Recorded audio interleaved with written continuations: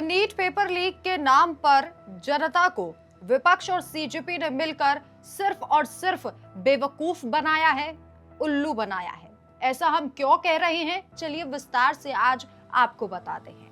दरअसल धर्मेंद्र प्रधान ने इस्तीफा दे दिया नैतिकता के तौर पर अपनी जिम्मेदारी समझते हुए, और उसके बाद सीजेपी के प्रवक्ता आशुतोष रांका और सौरभ दास पार्टी करते हुए नजर आए। अभिजीत दिपके जो उन छात्रों के लिए आंसू बहा रहे थे, जिनकी नीट पेपर लीक के बाद जिन्होंने सुसाइड कर लिया, जिनकी जान चली गई, उनके लिए आंसू बहाकर दिखावा कर रहे थे, और शाम होते होते सीजेपी के ये दो बड़े चेहरे डांस कर रहे हैं, एक दूसरे को केक खिला रहे हैं, गानों पर बेशर्म कदम थिरकते हुए नजर आ रहे थे। और ऐसा ही विपक्ष ने भी किया है। विपक्ष भी खूब खेलता नजर आया जनता के इमोशंस के साथ। ये भी आपको विस्तार से बता देते हैं कि ये कैसे हुआ है। दरअसल सदन में चर्चा होनी थी नीट पेपर लीक को लेकर। सरकार ने सख्त कानून बनाए हैं, फास्ट ट्रैक कोर्ट में सुनवाई होगी जिससे ज्यादा लंबे समय तक मामले जो है वो लंबित ना रहे। इसके अलावा जुर्माना भी बढ़ा दिया गया है। सरकार सजग नजर आ रही है, सतर्क नजर आ रही है, लेकिन विपक्ष का लक्ष्य पूरा नहीं हो पाया, क्योंकि विपक्ष का लक्ष्य था सरकार को अस्थिर करना, देश को अस्थिर करना। और जैसे ही धर्मेंद्र प्रधान ने अपने पद से इस्तीफा दिया, विपक्ष खून के आंसू रोने लगा। विपक्ष ने कहा कि अरे भाई, हमें तो लगा था कि आंदोलन बहुत लंबा चलेगा और जो नेपाल में हुआ, जो बांग्लादेश में हुआ, वो भारत में भी होगा। लेकिन प्रधानमंत्री नरेंद्र मोदी ने मास्टर स्ट्रोक चला और प्रहलाद जोशी को नया शिक्षा मंत्री बनाया, उन्हें अतिरिक्त प्रभार सौंप दिया। अब इसके बाद विपक्ष के पास कोई मुद्दा नहीं बचा है, क्योंकि अपना कोई मुद्दा विपक्ष के पास कभी नहीं रहता। अडानी, अंबानी, ये सब मुद्दे पुराने हो गए। जब कुछ हाथ नहीं लगा सरकार के खिलाफ, तो ये छात्रों के द्वारा जो प्रदर्शन किया जा रहा था, कॉकरोचों के द्वारा प्रदर्शन किया जा रहा था, उस पर अपनी राजनीतिक रोटियां सेकने के लिए पहुंच गए।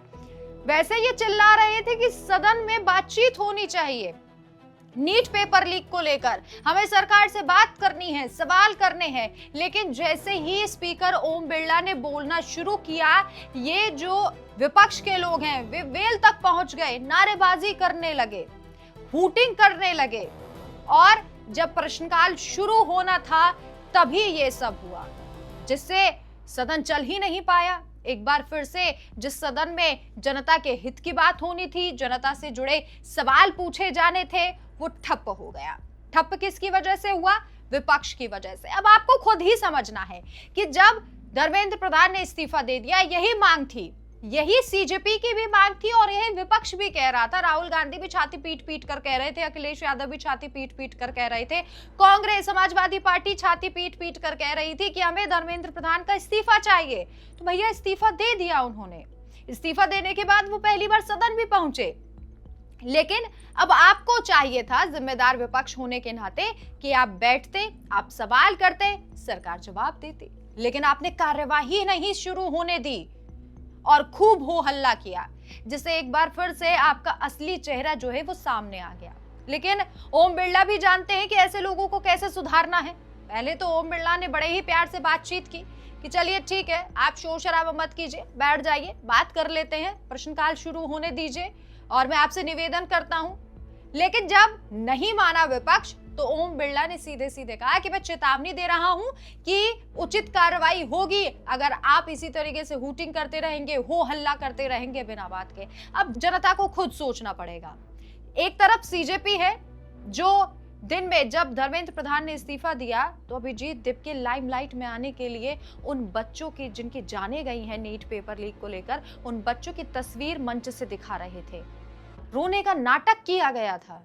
और शाम होते होते उसी सीजेपी पार्टी के दो चेहरे, सौरभ दास डांस कर रहे हैं, थिरक रहे हैं, डीजे बज रहा है, पार्टी की जा रही है, केक काटा जा रहा है। और दूसरी तरफ है ये विपक्ष। राहुल गांधी धरने पर बैठ गए थे, लेट गए थे। उन्हें हटाने के लिए जब पुलिस वहां पहुंची, तो तरह तरह के प्रपंच भी रचे गए कि उनको मारा गया है, पीटा गया है, अभद्रता की गई है। लेकिन अब जब सदन में कार्रवाई चलनी चाहिए, जब ये सवाल, वाजिब जो सवाल है वो उठाए जाने चाहिए, सरकार को भी मौका दिया जाना चाहिए कि वो अपनी बात सभी के सामने रखे, तब विपक्ष इस तरीके की शर्मनाक हरकतें कर रहा है। समझना आपको है।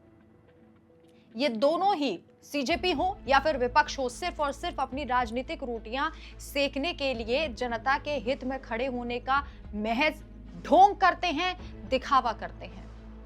और जब इन्हें लाइमलाइट मिल जाती है, इनकी बात बन जाती है, तो इनके लिए जनता कुछ भी नहीं है। और इसीलिए आज सदन में ऐसी तस्वीर निकल कर आई। बहरहाल जाते जाते आपको सुनाते हैं कैसे ओम बिरला ने सभी सांसदों को बैठने के लिए कहा, निवेदन किया, लेकिन जब निवेदन नहीं माना गया तो ओम बिरला ने चेतावनी भी दी। आप ये जो हो हल्ला हो रहा है इसे बहुत ही ध्यान से सुनिए कि कैसे स्पीकर को बोलने तक नहीं दिया जा रहा है विपक्ष के द्वारा, और यही विपक्ष कहता है कि मोदी तानाशाह है। आपकी तानाशाही सदन में दिखाई दे रही थी।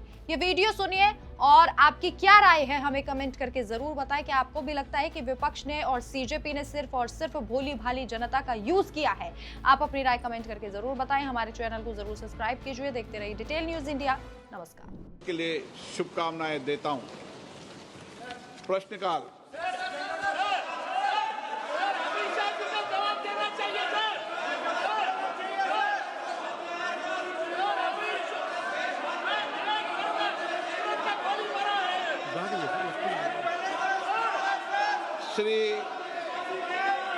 मैं सदन में व्यवस्था दे चुका हूं कि प्रश्नकाल के अंदर कोई भी मुद्दे और विषय को नहीं उठाया जाएगा।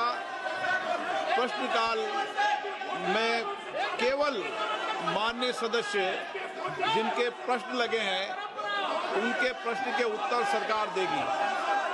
ये एक जवाबदेही व्यवस्था का प्रश्न है और प्रश्नकाल में सरकार की जवाबदेही होती है और महत्वपूर्ण विषय, कठिनाई, चुनौतियों पर, वैश्विक मुद्दों पर भी और देश के मुद्दों पर भी प्रश्नकाल में जवाब दिया था।